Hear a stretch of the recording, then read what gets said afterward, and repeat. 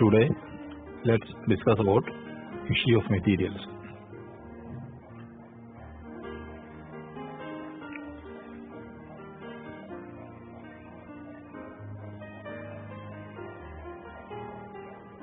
So, as we have seen earlier, materials are kept in stores so that the storekeeper may issue them whenever the production department demands. And as I told you earlier, storekeeper cannot issue materials unless a properly authorized material requisition is presented to him. Material management അല്ലെങ്കിൽ inventory management പഠിച്ചപ്പോൾ നമ്മൾ പറഞ്ഞതാണ് store keeper സ്റ്റോറിൽ നിന്നും material production വേണ്ടിയിട്ട് issue ചെയ്യണമെങ്കിൽ material റിക്വിസിഷൻ form എന്ന് പറയുന്ന ഫോം അദ്ദേഹത്തിന് ലഭിച്ചിരിക്കണം. അത് കിട്ടിക്കഴിയുമ്പോഴാണ് മെറ്റീരിയൽ ഇഷ്യൂ ചെയ്യുക.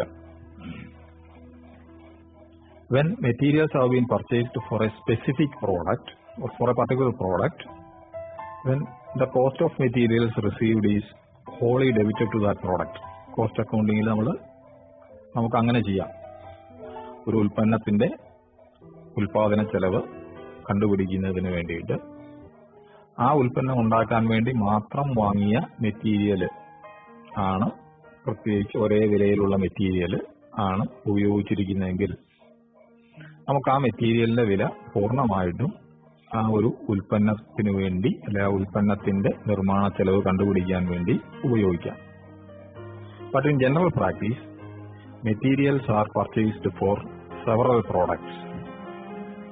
പലപ്പോഴും പല ഉൽപ്പന്നങ്ങൾക്ക് വേണ്ടിയിട്ടും ഒരേ തരത്തിലുള്ള റോ മെറ്റീരിയൽസ് വാങ്ങി സൂക്ഷിക്കാറുണ്ട്. And if all purchases were made at the same price, there would be no problem in calculating the cost of material.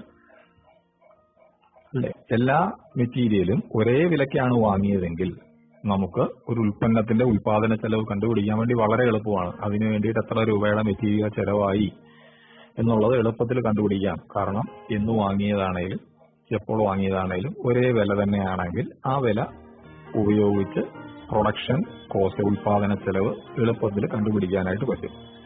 But purchases made at different times usually carries different prices, and the store's ledger shows not one price but several price for the same kind of material. പലപ്പോഴും cost അക്കൗണ്ടിങ്ങിൽ cost accountant നേരിടുന്ന ഒരു ബുദ്ധിമുട്ടാണ്. എല്ലാ മെറ്റീരിയലും ഒരേ വിലയ്ക്കാണ് വാങ്ങിയതെങ്കിൽ ഉൽപാദന ചെലവ് കണ്ടുപിടിക്കാൻ വേണ്ടി നേരത്തെ പറഞ്ഞതുപോലെ ആ വില നമുക്ക് മെറ്റീരിയലിന്റെ വിലയായിട്ട് എടുക്കാം. പക്ഷെ പലപ്പോഴും ഉൽപാദനത്തിന് വേണ്ടിയിട്ട് ആവശ്യമായിട്ടുള്ള മെറ്റീരിയൽ പല സമയങ്ങളിലായിരിക്കും കമ്പനികളിൽ വാങ്ങി സൂക്ഷിക്കുക. അതുകൊണ്ട് തന്നെ ഇതിന്റെ വിലയും പലപ്പോഴും വ്യത്യസ്തമായിരിക്കും. കമ്പനി വാങ്ങുന്ന വിലയും പലപ്പോഴും വ്യത്യസ്തമായിരിക്കും. അതുകൊണ്ട് തന്നെ ഒരേ റോ മെറ്റീരിയലിന് സ്റ്റോഴ്സ് ലെഡ്ജർ എടുത്ത് നോക്കിക്കഴിഞ്ഞാൽ ആ സ്റ്റോഴ്സ് ലെഡ്ജറിൽ ഒരേ റോ മെറ്റീരിയലിന് തന്നെ പല പ്രാവശ്യം അല്ലെ പല കാലയളവിൽ വാങ്ങിയതുകൊണ്ട് പല വിലയായിരിക്കും സ്റ്റോഴ്സ് ലെഡ്ജറിൽ ഉണ്ടാവുക. So several methods are in use concerning the pricing of materials issued from the store. അതുകൊണ്ട് പല മെത്തേഡുകൾ ഒരു പ്രൊഡക്റ്റിന്റെ പ്രൊഡക്ഷൻ കോസ്റ്റ് കണ്ടുപിടിക്കാൻ വേണ്ടി അതിന് ഉപയോഗിച്ചിരിക്കുന്ന മെറ്റീരിയലിന് എത്രമാത്രം രൂപ കോസ്റ്റ് ആയി എന്നറിയാൻ വേണ്ടി അല്ലെങ്കിൽ ആ കോസ്റ്റ് കമ്പ്യൂട്ട് ചെയ്യുന്നതിന് വേണ്ടിയിട്ട് പല മെത്തേഡുകളും കോസ്റ്റ് അക്കൗണ്ടിങ്ങിൽ ഉപയോഗിക്കാറുണ്ട്. അതിൽ ഏറ്റവും പ്രധാനപ്പെട്ട കുറച്ച് മെത്തേഡുകൾ നമുക്ക് നോക്കാം.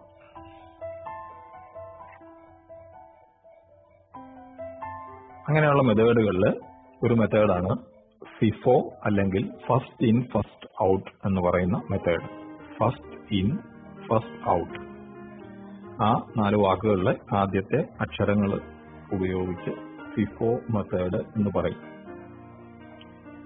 So under the FIFO method, issues are priced on the assumption that materials purchased first are issued first for production. ഈ മെത്തേഡ് അനുസരിച്ച് കോസ്റ്റ് കാൽക്കുലേറ്റ് ചെയ്യുമ്പോൾ നമ്മൾ അസ്യൂം ചെയ്യുന്ന ഇങ്ങനെയാണ്: ആദ്യം വാങ്ങിയ മെറ്റീരിയൽ ആദ്യം പ്രൊഡക്ഷന് വേണ്ടിയിട്ട് സ്റ്റോറിൽ നിന്നും കൊടുക്കുകയാണ്. So in other words, we can say materials received first are issued first for production. ആദ്യം കിട്ടിയ മെറ്റീരിയൽ, സ്റ്റോറിലേക്ക് ആദ്യം കിട്ടിയ അല്ലെ ആദ്യം വാങ്ങിയ മെറ്റീരിയൽ ആദ്യം ഉൽപ്പന്നം ഉണ്ടാക്കാൻ വേണ്ടി സ്റ്റോറിൽ നിന്നും ഫാക്ടറിയിലേക്ക് കൊടുക്കുന്നു. ഈ ഒരു അസംഷനിലാണ് FIFO മെത്തേഡ് ചെയ്യുക. So the units in the opening stock of materials are treated as if they are issued first. അപ്പോൾ പലപ്പോഴും ചെയ്യുന്ന അങ്ങനെയാണ്. ഓപ്പണിംഗ് സ്റ്റോക്കിൽ ഉള്ള മെറ്റീരിയൽ ആദ്യം ഇഷ്യൂ ചെയ്യുന്നതായിട്ട്, ആദ്യം പ്രൊഡക്ഷന് കൊടുക്കുന്നതായിട്ട് വിചാരിക്കും. The units from the first purchase are issued next, and so on until the units left in the closing stock of materials are valued at latest price. അപ്പോൾ ഇവിടെ ചെയ്യുന്നത് സ്റ്റോറിൽ ഓപ്പണിംഗ് സ്റ്റോക്കിൽ ഉള്ള മെറ്റീരിയൽ, അതായത് സ്റ്റോറിൽ ആദ്യം വാങ്ങിയ മെറ്റീരിയൽ ആദ്യം ഉൽപാദനത്തിനായിട്ട് പ്രൊഡക്ഷനായിട്ട് കൊടുക്കുന്നതായിട്ട് വിചാരിക്കും. രണ്ടാമത് വാങ്ങിയത് ഫസ്റ്റ് പർച്ചേസ് എന്ന് പറയുന്നത്, അല്ലെങ്കിൽ ഓപ്പണിംഗ് സ്റ്റോക്ക് കഴിഞ്ഞിട്ട് ഉള്ള മെറ്റീരിയൽ ആദ്യം വാങ്ങിയ മെറ്റീരിയൽ രണ്ടാമതായിട്ട് കൊടുക്കുന്നതായിട്ട് വിചാരിക്കും.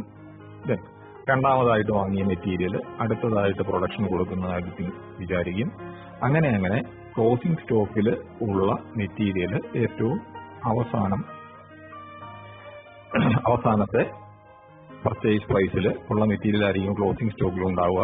അത് ഏറ്റവും അവസാനമായിട്ട് ഉപയോഗിക്കും. ഈ ഒരു അസംഷനിലാണ് FIFO മെത്തേഡിൽ കോസ്റ്റ് കമ്പ്യൂട്ട് ചെയ്യുന്നത്.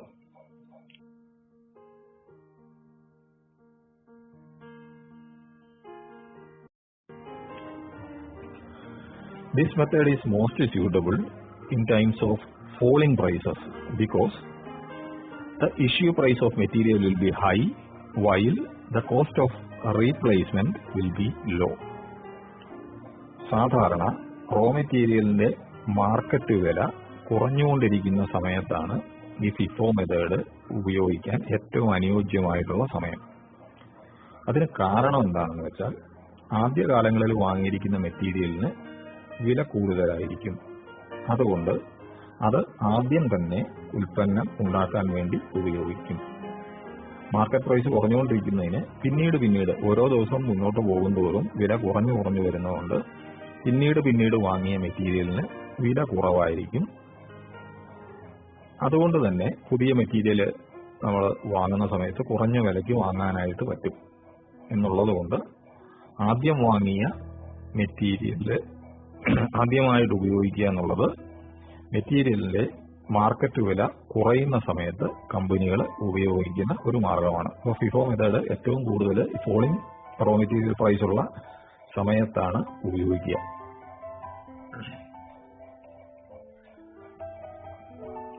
Now let's see the advantages of FIFO method. So the FIFO method is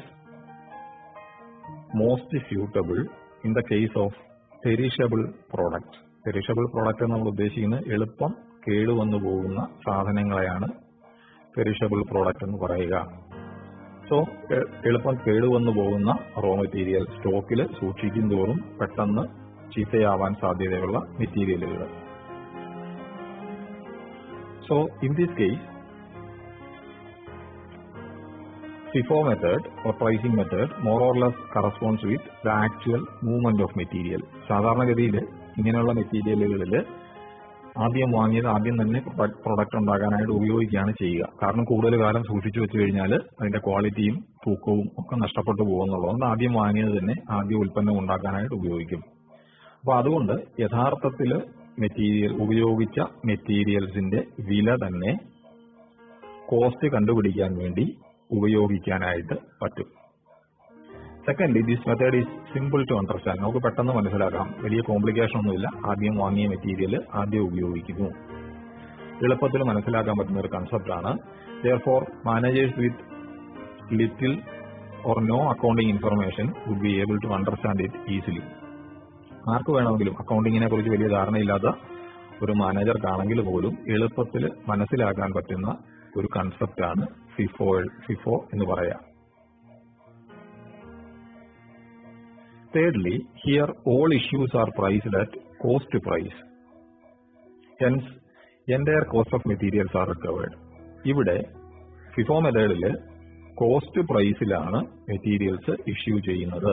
ആദ്യം വാങ്ങിയ മെറ്റീരിയൽ അതിന്റെ കോസ്റ്റിൽ ആദ്യം പ്രൊഡക്ഷന് വേണ്ടിയിട്ട് കൊടുക്കും. എന്നാൽ ഇങ്ങനെ അല്ലാതെ മാർക്കറ്റ് പ്രൈസിൽ ഇഷ്യൂ ചെയ്യുന്ന മറ്റ് ചില രീതികളുണ്ട്, FIFO അല്ലാതുള്ള രീതികളുണ്ട്. അപ്പോൾ അവിടെ കോസ്റ്റ് അല്ല ഉപയോഗിക്കുന്നത്, മാർക്കറ്റ് പ്രൈസ് ആണ് ഉപയോഗിക്കുന്നത്.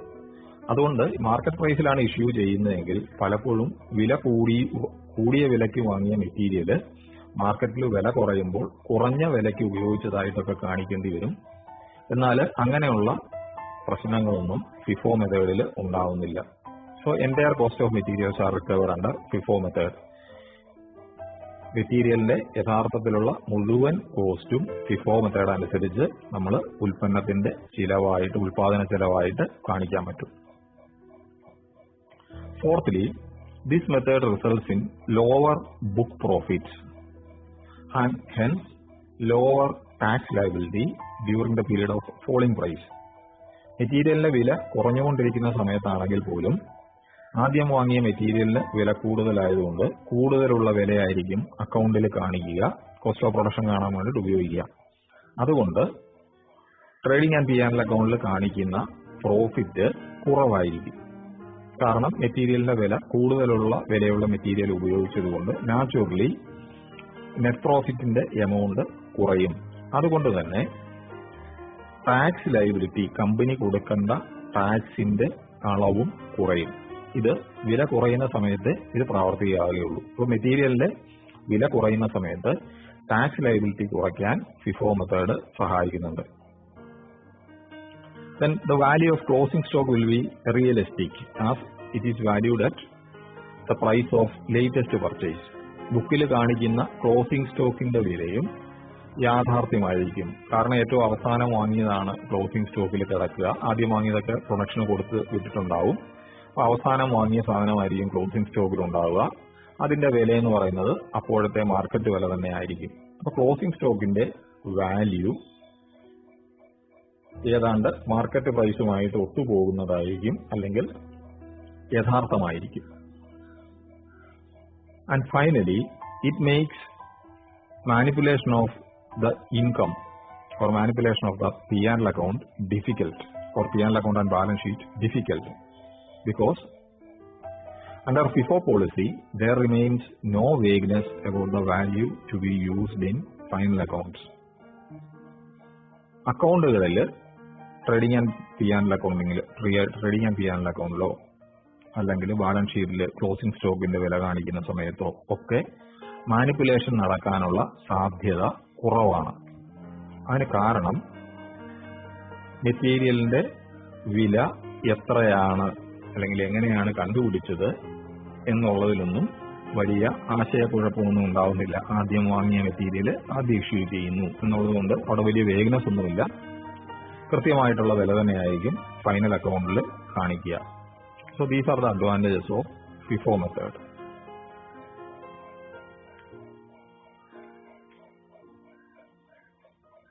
Now let's see the disadvantages of FIFO method. Here the materials are not priced at the current market price. നേരത്തെ പറഞ്ഞതുപോലെ വാങ്ങിയ ക്രമത്തിലാണ് മെറ്റീരിയൽ ഇഷ്യൂ ചെയ്യുന്നത്. അതുകൊണ്ട് വാങ്ങിയ വിലയാണ് മെറ്റീരിയലിന്റെ വിലയായിട്ട് ഉൽപാദന ചെലവ് കാണാൻ വേണ്ടി, ഒരു ഉൽപ്പന്നത്തിന്റെ പ്രൊഡക്ഷൻ കോസ്റ്റ് കാണാൻ വേണ്ടി ഉപയോഗിക്കുക. So materials are not priced at the current market price. ഇപ്പോഴും മാർക്കറ്റിൽ റോ മെറ്റീരിയലിന് വില കുറവാണെങ്കിലും പണ്ട് നമ്മൾ കൊടുത്ത യഥാർത്ഥത്തിൽ ചെലവായ കൂടിയ തുകയായിരിക്കും ഇവിടെ മെറ്റീരിയലിന്റെ കോസ്റ്റ് ആയിട്ട് എടുക്കുന്നത്. Secondly, this method may produce unfair results between one job and another. ഇപ്പൊ രണ്ട് ഉൽപ്പന്നം ഉണ്ടാക്കി, അല്ലെ രണ്ട് ജോബ് ചെയ്തു, രണ്ട് വർക്ക് ചെയ്തു എന്ന് വിചാരിക്കുക. രണ്ടിനും ഉപയോഗിച്ചത് ഒരേ മെറ്റീരിയൽ ആണെങ്കിൽ പോലും FIFO മെത്തേഡ് ഉപയോഗിക്കുമ്പോൾ ഈ രണ്ട് ജോബിന്റെയും പ്രൊഡക്ഷൻ കോസ്റ്റ്, രണ്ട് ജോബിന്റെയും കോസ്റ്റ് എന്ന് പറയുന്നത് വ്യത്യസ്തമാവാൻ സാധ്യതയുണ്ട്. കാരണം രണ്ട് പ്രാവശ്യമായിട്ട് വാങ്ങിയ മെറ്റീരിയൽ ആണെങ്കിൽ രണ്ട് ജോബിന്റെയും കോസ്റ്റ് എന്ന് പറയുന്നത് വ്യത്യസ്തമായിരിക്കും. ഒരെണ്ണത്തിന്റെ മെറ്റീരിയൽ കോസ്റ്റ് കൂടിയിരിക്കാം, മറ്റൊരെണ്ണത്തിന്റെ കുറഞ്ഞിരിക്കാം. അപ്പോൾ ഒരേ ഉൽപ്പന്നമാണ് ഉണ്ടാക്കുന്നതെങ്കിൽ പോലും രണ്ട് ഉൽപ്പന്നങ്ങളുടെ ഉൽപാദന ചെലവിൽ വ്യത്യാസം വരാനുള്ള സാധ്യത FIFO മെത്തേഡ് അനുസരിച്ച് ഉണ്ട്. Moreover, the issue price differs for different issues of the same quality of raw materials at the same time.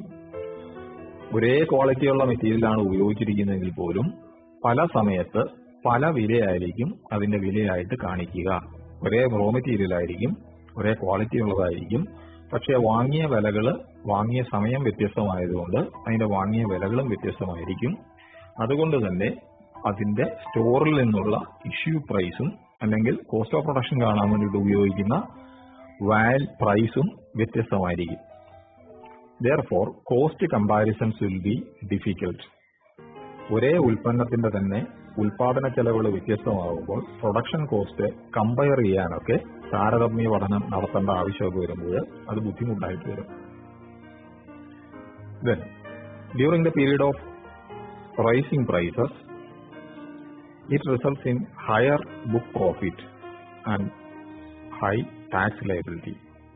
മെറ്റീരിയലിന്റെ വില കൂടിക്കൊണ്ടിരിക്കുന്ന ഒരു സമയത്താണെങ്കിൽ ആദ്യം വാങ്ങിയ മെറ്റീരിയലിന്റെ വില കുറവായതുകൊണ്ട് കൂടുതൽ നെറ്റ് പ്രോഫിറ്റ് അക്കൗണ്ടിൽ കാണിക്കുന്ന ഒരു സ്ഥിതി ഉണ്ടാവും. കാരണം ആദ്യം വാങ്ങിയ കുറഞ്ഞ വിലയുള്ള മെറ്റീരിയൽ ആയിരിക്കും ഉപയോഗിച്ചതായിട്ട് കാണിച്ചിരിക്കുന്നത്.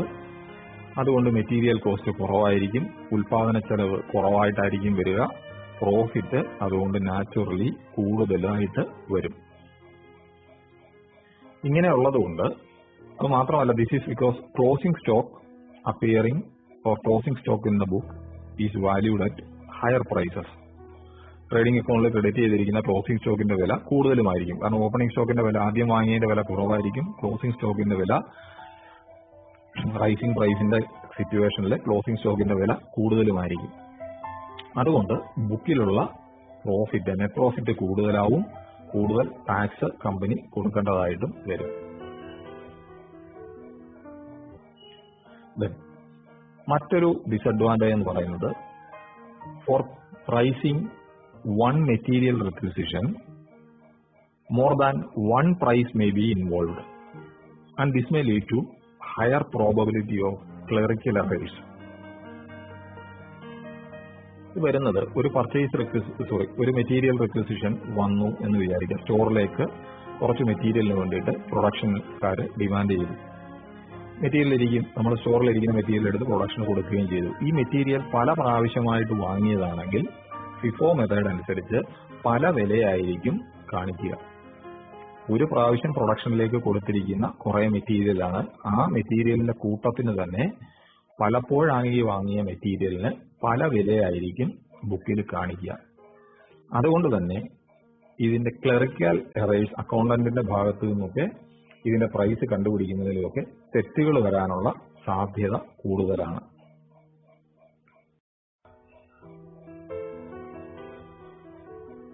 Now the second method is LIFO or last in first out.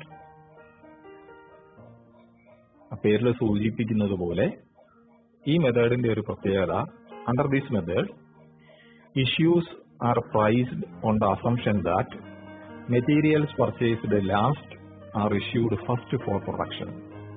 അവസാനം വാങ്ങിയ മെറ്റീരിയൽ ആദ്യം ഉൽപാദനത്തിനായിട്ട് ഉപയോഗിച്ചു എന്നുള്ള രീതിയിൽ അസ്യൂം ചെയ്തുകൊണ്ട് കോസ്റ്റ് ഓഫ് പ്രൊഡക്ഷൻ ഒക്കെ കണ്ടുപിടിക്കുന്ന രീതിയാണ് LIFO method, last in first out method.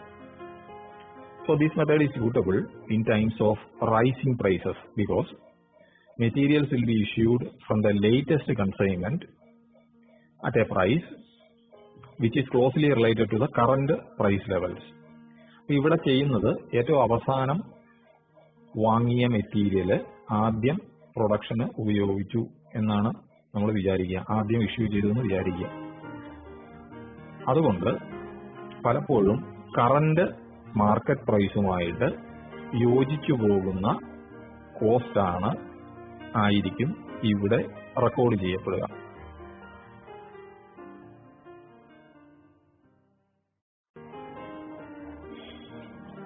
This leads to lower book profit and hence less tax liability. So, market price, മെറ്റീരിയലിന്റെ മാർക്കറ്റ് പ്രൈസ് കൂടിക്കൊണ്ടിരിക്കുന്ന ഒരു സമയമാണെങ്കിൽ അവസാനം വാങ്ങിയ മെറ്റീരിയൽ ആദ്യം ഉപയോഗിച്ചു എന്നുള്ള രീതിയിൽ കണക്കെഴുതുമ്പോൾ, കോസ്റ്റ് ഓഫ് പ്രൊഡക്ഷൻ കാണുമ്പോൾ, മെറ്റീരിയലിന്റെ വില കൂടുന്ന സിറ്റുവേഷൻ ആണെങ്കിൽ കൂടിയ വിലയുള്ള മെറ്റീരിയൽ പ്രൊഡക്ഷന് വേണ്ടി ഉപയോഗിച്ചു എന്നുള്ള അസംഷനിലായിരിക്കും കോസ്റ്റ് കണ്ടുപിടിക്കുക. കൂടിയ വിലയുള്ള മെറ്റീരിയൽ ഉപയോഗിച്ചു എന്ന് വരുമ്പോഴത്തേക്കും കമ്പനിയുടെ ബുക്ക് പ്രോഫിറ്റ് കൂടും. കാരണം കോസ്റ്റ് ഓഫ് പ്രൊഡക്ഷൻ കൂടുതലായിരിക്കും, ബുക്കിൽ വരുന്ന അല്ലെ കണക്കിൽ വരുന്ന കോസ്റ്റ് ഓഫ് പ്രൊഡക്ഷൻ കൂടുതലായിരിക്കും. അതുകൊണ്ട് ബുക്ക് പ്രോഫിറ്റ് കുറയുകയും അതുകൊണ്ട് തന്നെ ടാക്സ് കൊടുക്കേണ്ടത് കുറയുകയും ചെയ്യും. ഇത് ഈ ലിഫോ മെത്തേഡിന്റെ ഒരു അഡ്വാൻറ്റേജും കൂടിയാണ്. ഇനി മറ്റ് അഡ്വാൻറ്റേജസ് നോക്കിക്കഴിഞ്ഞാൽ, this method gives good matching of sales and cost of sales. Sale പ്രൈസും ആ വിറ്റ സാധനത്തിന്റെ കോസ്റ്റും അല്ലെ കോസ്റ്റ് ഓഫ് സെയിൽസും ഒക്കെ ഏതാണ്ട് വലിയ വ്യത്യാസമില്ലാത്ത രീതിയിൽ വരും. മാത്രമല്ല, this method is simple to understand. എളുപ്പം.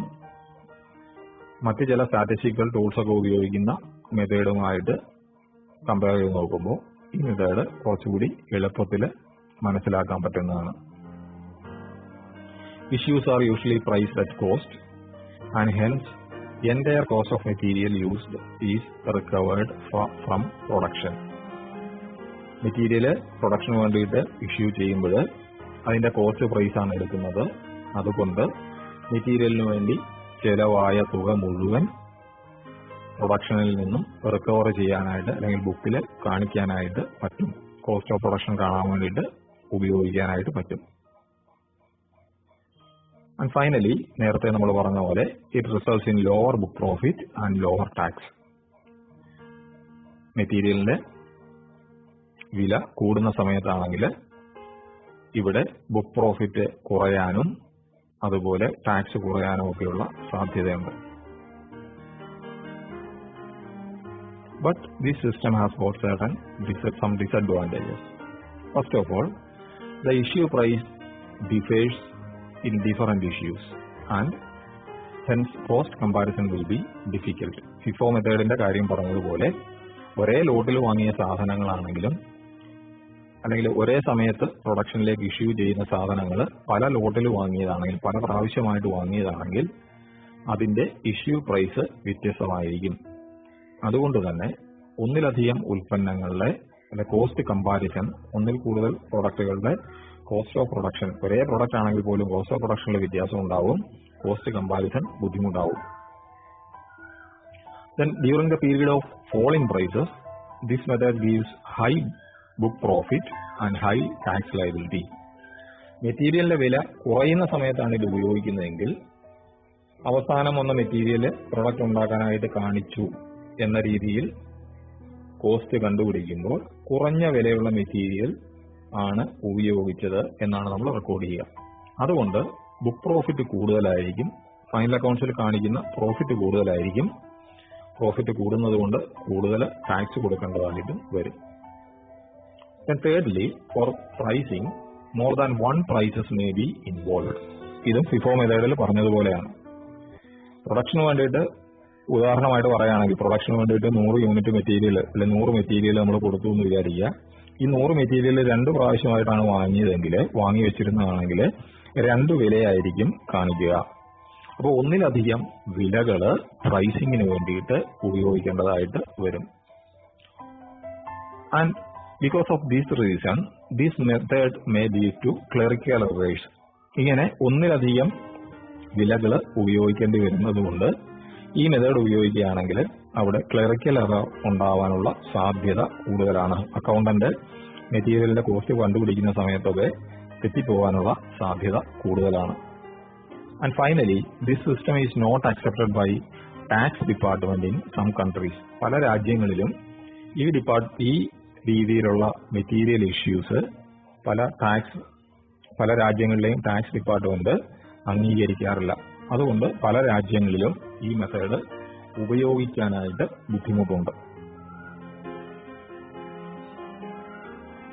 Then the third method is HIFO or highest in first out method.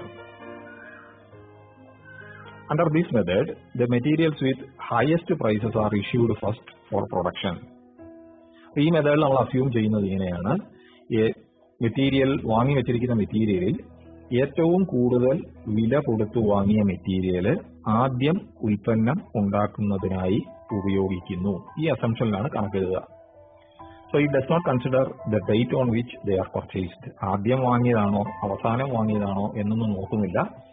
ഏറ്റവും വില കൂടിയ മെറ്റീരിയൽ ഏത് ദിവസമാണ് വാങ്ങിയെങ്കിലും ഏറ്റവും കൂടുതൽ വില കൊടുത്തു വാങ്ങിയ മെറ്റീരിയലിലെ മെറ്റീരിയൽ ഏതാണോ അത് ആദ്യം പ്രൊഡക്ഷന് വേണ്ടിയിട്ട് ഉപയോഗിക്കും. So as the issues are shown at higher prices, the product cost tend to be high, and so this method is not suitable in competitive environment. ഇവിടെ എപ്പോഴും ഏറ്റവും കൂടുതൽ വിലയുള്ള റോ മെറ്റീരിയൽ ഉൽപാദനത്തിനായി ഉപയോഗിച്ചു എന്നുള്ള രീതിയിലാണ് കോസ്റ്റ് ഓഫ് പ്രൊഡക്ഷൻ കാണുന്നത്. അതുകൊണ്ട് തന്നെ പലപ്പോഴും കണ്ടുപിടിക്കുന്ന കോസ്റ്റ് ഓഫ് പ്രൊഡക്ഷൻ എന്ന് പറയുന്നത് വളരെ കൂടുതലായിരിക്കും. വലിയ കോമ്പറ്റീഷനുള്ള കോമ്പറ്റേറ്റീവ് മാർക്കറ്റിൽ അല്ലെ കോമ്പറ്റേറ്റീവ് എൻവയറമെന്റിൽ ഇങ്ങനെ ഉൽപാദന ചെലവ് കണ്ടുപിടിച്ചിട്ട് ഉൽപ്പന്നത്തിന് വില നിശ്ചയിക്കുകയാണെങ്കിൽ ആ മാർക്കറ്റിലുള്ള മറ്റു ഉൽപ്പന്നങ്ങളെക്കാൾ കൂടിയ വിലയായിരിക്കും പലപ്പോഴും ഈ കമ്പനി പ്രൊഡ്യൂസ് ചെയ്യുന്ന ഉൽപ്പന്നത്തിന് വരിക. അതുകൊണ്ട് തന്നെ അത് സെല്ലിംഗ് പ്രൈസിനെയും വർദ്ധിപ്പിക്കാൻ സാധ്യതയുണ്ട്. അപ്പോൾ ഒരു കോമ്പറ്റേറ്റീവ് എൻവയറമെന്റിൽ ഉപയോഗിക്കാൻ പറ്റുന്ന ഒരു മെത്തേഡല്ല ഇത്. കാരണം ഈ മെത്തേഡ് ഉപയോഗിക്കുന്ന കമ്പനിയുടെ ഉൽപാദന ചെലവ് കൂടുതലാവും, സെല്ലിംഗ് പ്രൈസ് കൂടുതലാവും. എന്നാൽ ഇതേ ക്വാളിറ്റിയുള്ള സെയിം ടൈപ്പ് ഓഫ് പ്രോഡക്റ്റ് മറ്റ് കമ്പനികൾ കുറഞ്ഞ വിലയ്ക്ക് മാർക്കറ്റിൽ ഇറക്കുകയും ചെയ്യും. അത് കമ്പനിയുടെ ടോട്ടൽ സെയിൽസിനെ ദോഷകരമായിട്ട് ബാധിക്കാൻ ഇടയുണ്ട്.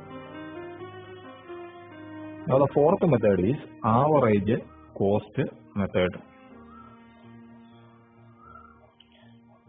So average cost methods are based on the assumptions that the materials purchased in different lots are stored together and their identity gets lost. Average cost മെത്തേഡുകളിൽ അക്കൗണ്ടന്റ് മനസ്സിൽ വിചാരിക്കുന്നത്, അദ്ദേഹത്തിന്റെ അസംഷൻ ഇതാണ്: പല പ്രാവശ്യമായിട്ട് വാങ്ങിയ പല വിലയുള്ള മെറ്റീരിയൽ ആയിരിക്കും, എങ്കിലും അവയെല്ലാം ഒന്നിച്ച് സ്റ്റോറിൽ സൂക്ഷിച്ചു കഴിയുമ്പോൾ അതിന്റെ ആ വിലയുടെ വ്യത്യാസമൊക്കെ നഷ്ടപ്പെട്ടു പോകും. എല്ലാം ഒരേപോലെയാണ്, അല്ലെങ്കിൽ പല വിലയ്ക്ക് വാങ്ങിയ മെറ്റീരിയൽസ് എല്ലാം തന്നെ സ്റ്റോറിൽ എത്തിക്കഴിഞ്ഞാൽ അതിന് ഒരൊറ്റ വിലയേ ഉള്ളൂ എന്നുള്ള ഒരു അസംഷനാണ് ആവറേജ് കോസ്റ്റ് മെത്തേഡുകളിൽ ഉപയോഗിക്കുന്നത്. ഈ ഒരു ചിന്താഗതി ഉപയോഗിച്ചാണ് ആവറേജ് കോസ്റ്റ് മെത്തേഡ്സ് എല്ലാം കമ്പ്യൂട്ട് ചെയ്യുക. Therefore, these materials should be charged to production at an average price. ഇതെല്ലാം ഒന്നിച്ച് ഒറ്റ ലോട്ടായിട്ട് സൂക്ഷിക്കുന്നതുകൊണ്ട് പല വിലയ്ക്ക് വാങ്ങിയതായിരിക്കും, പക്ഷെ ഒന്നിച്ച് സ്റ്റോറിൽ സൂക്ഷിച്ചിട്ട് ഏതെങ്കിലും ഒരു സമയത്തായിരിക്കും ഇഷ്യൂ ചെയ്യുക. അതുകൊണ്ട് തന്നെ ആവറേജ് പ്രൈസ് വേണം എടുക്കാൻ എന്നുള്ള അസംഷനാണ് ആവറേജ് കോസ്റ്റ് മെത്തേഡിൽ ഉള്ളത്. So the issue price can be calculated either on the basis of simple average method or we can use weighted average method. Simple average methodum weighted average methodsum ഈ രണ്ട് മെത്തേഡുകൾ ഉപയോഗിച്ച് average price കാണാറുണ്ട്.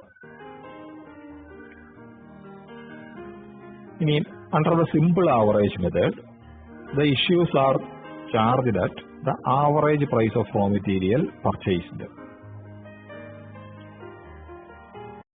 And in this method, price is calculated by dividing the total of the prices of the materials or total of the price of the material in the stock by the number of prices. Simple average മെത്തേഡിൽ സാധാരണ നമ്മൾ സ്റ്റാറ്റിസ്റ്റിക്സിലൊക്കെ ഉപയോഗിക്കുന്നത് പോലെ പല വിലയ്ക്ക് വാങ്ങിയ പല വിലകൾ കൊടുത്ത് വാങ്ങിയ മെറ്റീരിയൽസ് സ്റ്റോക്കിലുണ്ടെങ്കിൽ അതിൻ്റെ എല്ലാം കൂടെ ആവറേജ് വിലയാണ് നമ്മൾ കണ്ടുപിടിക്കുക. ആവറേജ് വിലയാണ് കോസ്റ്റ് ഓഫ് പ്രൊഡക്ഷൻ കാണാൻ വേണ്ടി ഉപയോഗിക്കുന്നത്. സോ ഇവിടെ ചെയ്യുന്നത് സ്റ്റോക്കിൽ ഉള്ള മെറ്റീരിയലുകളുടെ വിലകളെല്ലാം കൂടെ ടോട്ടൽ ചെയ്തിട്ട് അതിനെ എത്ര പ്രൈസസ് ഉണ്ടോ അതിന്റെ നമ്പർ കൊണ്ട് ഡിവൈഡ് ചെയ്യും. So this method does not consider the quantities purchased. ഇവിടെ ക്വാണ്ടിറ്റിക്ക് നമ്മൾ പ്രാധാന്യം കൊടുക്കുന്നില്ല. എത്ര വിലകളുണ്ടെന്ന് നോക്കി ആ വിലകളെല്ലാം കൂടെ കൂട്ടിയിട്ട് അതിന്റെ എണ്ണം കൊണ്ട് ഹരിക്കുകയാണ് ചെയ്യുന്നത്. So this method sometimes it may lead to over recovery or under recovery or cost of material because the quantity purchased in each lot is ignored. ചിലപ്പോൾ ചില ലോട്ട് വളരെ 1-2 യൂണിറ്റ് മെറ്റീരിയൽ മാത്രം വലിയ വിലയ്ക്ക് വാങ്ങുകയും ബാക്കിയുള്ളതെല്ലാം കുറഞ്ഞ വിലയുടെ ആണെങ്കിൽ പോലും ക്വാണ്ടിറ്റി ആവറേജ് കാണാൻ വേണ്ടി ഉപയോഗിക്കാത്തത് കൊണ്ട് കോസ്റ്റ് ഓഫ് പ്രൊഡക്ഷനിൽ പലപ്പോഴും കോസ്റ്റ് യഥാർത്ഥത്തിലുള്ളതിനേക്കാൾ കൂടാനോ കുറയാനോ ഒക്കെയുള്ള സാധ്യതയുണ്ട്. But this method is very simple, but usually it is considered as an unscientific method because it can offer wrong result. പലപ്പോഴും ഇതൊരു സിമ്പിൾ ആണെങ്കിൽ പോലും ഒരു അൺസയന്റിഫിക് മെത്തേഡായിട്ടാണ് പലപ്പോഴും കണക്കാക്കുന്നത്. കാരണം തെറ്റായിട്ടുള്ള റിസൾട്ടുകൾ തരാൻ ഉള്ള സാധ്യതയുണ്ട്. ക്വാണ്ടിറ്റി കൺസിഡർ ചെയ്യാതെ വിലകളുടെ ആവറേജ് മാത്രം എടുക്കുന്നത് കൊണ്ട് പലപ്പോഴും യഥാർത്ഥത്തിലുള്ള കോസ്റ്റിനേക്കാൾ തെറ്റായിട്ടുള്ള ഒരു എമൗണ്ട് വരാനുള്ള സാധ്യതയുണ്ട്. Then next average method is weighted average method. Simple average method പോലെ തന്നെ ആവറേജ് മെത്തേഡ് എന്ന് പറയുന്ന ഗ്രൂപ്പിൽ വരുന്ന മറ്റൊന്നാണ് weighted average method. So under this method we consider prices as well as the quantities of material. Simple average മെത്തേഡിൽ quantity consider ചെയ്യുന്നില്ല എന്ന് പറഞ്ഞു. ഇവിടെ അങ്ങനെയല്ല, ക്വാണ്ടിറ്റിയും വിലയും രണ്ടും കൂടി ഉപയോഗിച്ച് മെറ്റീരിയൽ കോസ്റ്റ് കാണുന്നതാണ് weighted average method. So here weighted average is computed after each receipt and this is done by dividing the total amount by the total quantity. പറയുകയാണെങ്കിൽ വെയ്റ്റഡ് ആവറേജ് നമ്മൾ കാണുന്നത് എങ്ങനെയാണ്? Total cost of material in the stock എത്രയാണെന്ന് നോക്കും.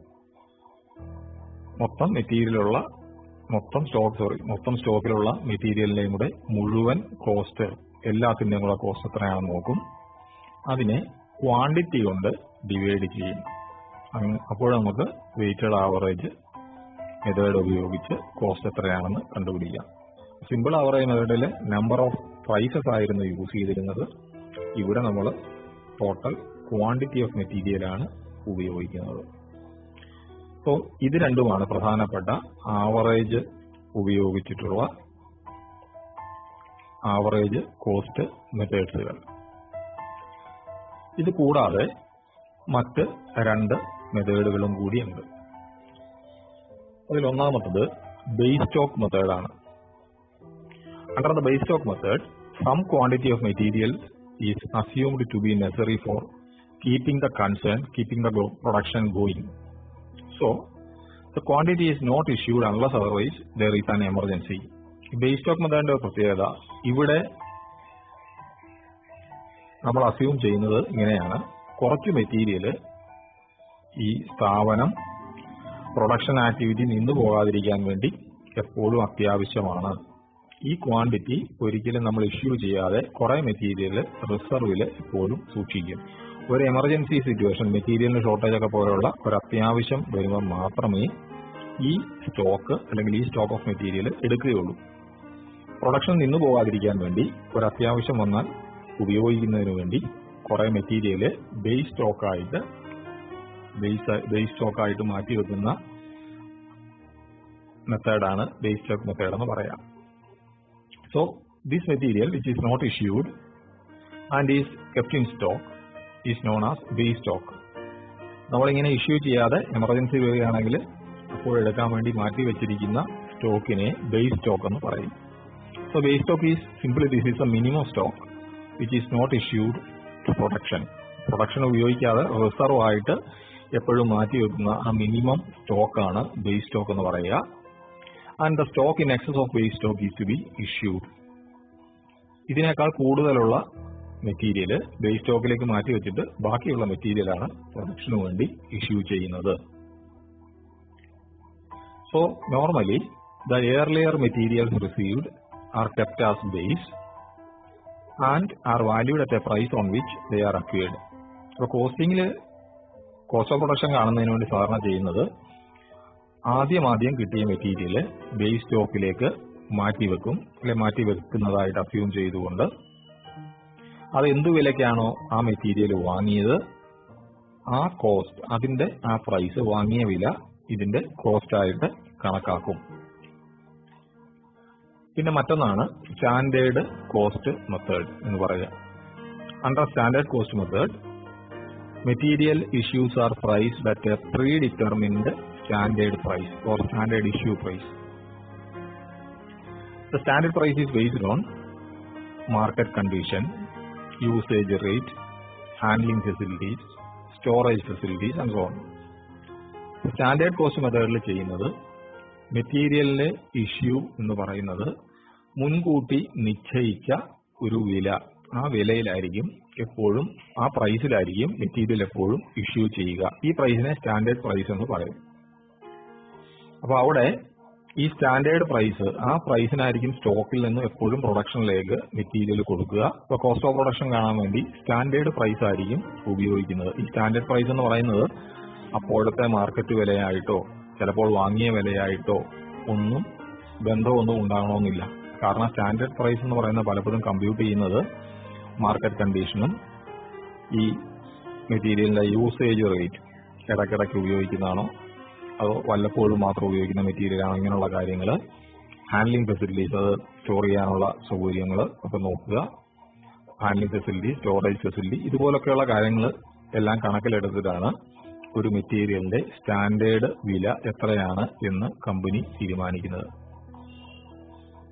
So the materials are priced at standard price irrespective of prices paid for various purchases. അപ്പോൾ വില കുറഞ്ഞ സമയത്ത് വാങ്ങിയതാണെങ്കിലും വില കൂടിയ സമയത്ത് വാങ്ങിയതാണെങ്കിലും അവയൊന്നും അങ്ങനെ നോക്കാതെ കമ്പനി മുൻകൂട്ടി നിശ്ചയിച്ചിരിക്കുന്ന ഒരു സ്റ്റാൻഡേർഡ് പ്രൈസ് മെറ്റീരിയലിന്റെ വിലയായിട്ട് എടുക്കുന്ന രീതിയാണ് സ്റ്റാൻഡേർഡ് കോസ്റ്റ് മെത്തേഡിൽ ഉള്ളത്. And last one is market price method. Under market price method, the prices charged to production are not cost incurred on the material but latest market price. Market price മെത്തേഡില് മെറ്റീരിയലിന്റെ purchase പ്രൈസിനല്ല പ്രാധാന്യം കൊടുക്കുന്നത്, അല്ലെങ്കിൽ മെറ്റീരിയലിന്റെ purchase കോസ്റ്റിന് വാങ്ങിയപ്പോൾ ചിലവായ തുകയ്ക്കല്ല പ്രാധാന്യം കൊടുക്കുക. But materials are issued on the latest market price. കുറഞ്ഞ വിലയ്ക്ക് വാങ്ങിയ സാധനമാണെങ്കിലും കൂടിയ വിലയ്ക്ക് വാങ്ങിയ മെറ്റീരിയൽ ആണെങ്കിലും ഒരു അതാത് ദിവസത്തെ മാർക്കറ്റ് വില ആണ് ആ മെറ്റീരിയലിന്റെ വിലയായിട്ട് കോസ്റ്റ് ഓഫ് പ്രൊഡക്ഷൻ കാണാൻ ഉപയോഗിക്കുന്നത് മാർക്കറ്റ് പ്രൈസ് മെത്തേഡിൽ. So the market price may either be replacement prices or realisable prices. ഈ മാർക്കറ്റ് പ്രൈസ് രണ്ട് രീതിയിൽ കണ്ടുപിടിക്കുക അല്ലെ ഉപയോഗിക്കാറുണ്ട്. റീപ്ലേസ്മെന്റ് പ്രൈസോ റിയലൈസബിൾ പ്രൈസോ, ഇത് രണ്ടില് ഏതെങ്കിലും സിറ്റുവേഷൻ അനുസരിച്ച് മാർക്കറ്റ് പ്രൈസ് ആയിട്ട് ഉപയോഗിക്കാറുണ്ട്. സാധാരണഗതിയിൽ പ്രൊഡക്ഷനിൽ ഉപയോഗിക്കാൻ വേണ്ടിയിട്ട് വാങ്ങി വെച്ചിരിക്കുന്ന മെറ്റീരിയലിന് റീപ്ലേസ്മെന്റ് പ്രൈസ് ആണ് ഉപയോഗിക്കുക. സോ റീപ്ലേസ്മെന്റ് പ്രൈസ് എന്ന് പറഞ്ഞാൽ അത് പ്രൊഡക്ഷൻ ഇഷ്യൂ ചെയ്ത് കഴിഞ്ഞാൽ വീണ്ടും വാങ്ങി വാങ്ങുന്നതിന് വേണ്ടി ചിലവാകുന്ന തുക, ആ മെറ്റീരിയൽ റീപ്ലേസ് ചെയ്യാൻ വേണ്ടിയിട്ട് ചിലവാകുന്ന തുക, അത് പലപ്പോഴും മാർക്കറ്റ് വില തന്നെ ആയിരിക്കും. അപ്പൊ ഇങ്ങനെ റീപ്ലേസ്മെന്റ് പ്രൈസ് ആണ് പ്രൊഡക്ഷന് വേണ്ടി ഉപയോഗിക്കുന്ന മെറ്റീരിയൽസിന് സാധാരണഗതിയിൽ മെറ്റീരിയൽസിന്റെ കോസ്റ്റ് ആയിട്ട് എടുക്കുന്നത്. But in the case of goods which are kept four resale, companies usually consider realizable price. ഇനിയും ഭാവിയിൽ വിൽക്കാൻ വേണ്ടി വാങ്ങി സൂക്ഷിച്ചിരിക്കുന്ന മെറ്റീരിയൽസ് ആണെങ്കിൽ, പ്രൊഡക്ഷന് വേണ്ടിയിട്ടല്ലാതെ മറിച്ച് റീസെയിലിന് വേണ്ടിയിട്ട് വിൽക്കാൻ വേണ്ടി വാങ്ങി വെച്ചിരിക്കുന്ന മെറ്റീരിയൽസ് ആണെങ്കിൽ അവിടെ അതാത് സമയത്ത് റിയലൈസബിൾ പ്രൈസ്, അതായത് വിറ്റാൽ എത്ര കിട്ടുമോ ആ പ്രൈസ് ആയിരിക്കും മാർക്കറ്റ് പ്രൈസ് മെത്തേഡ് അനുസരിച്ചിട്ട് എടുക്കുക. അപ്പോൾ ഇങ്ങനെ റീപ്ലേസ്മെന്റ് പ്രൈസും റിയലൈസബിൾ പ്രൈസിലും ഉപയോഗിക്കുന്ന ഇതിലേതെങ്കിലും ഉപയോഗിക്കുന്ന മെത്തേഡാണ് മാർക്കറ്റ് പ്രൈസ് മെത്തേഡ് എന്ന് പറയുന്നത്.